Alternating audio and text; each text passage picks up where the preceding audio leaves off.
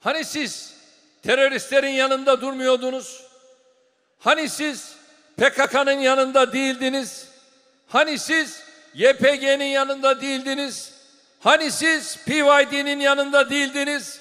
Bal gibi de yanındasınız ve arkasındasınız. Maalesef bunu başından itibaren hep gördük.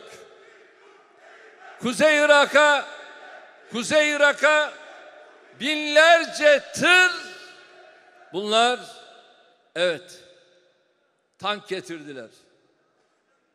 Binlerce tır mühimmat getirdiler. Ve bunları teröristlere teslim ettiler. Ve bu teröristlerle evet bizim güvenlik güçlerimiz de orada savaştılar.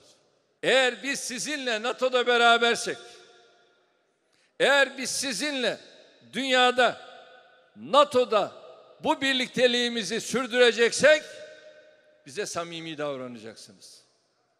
Teröristlerin yanında yer almayacaksınız. Eğer yer alacaksanız bizim yanımızda yer alacaksınız.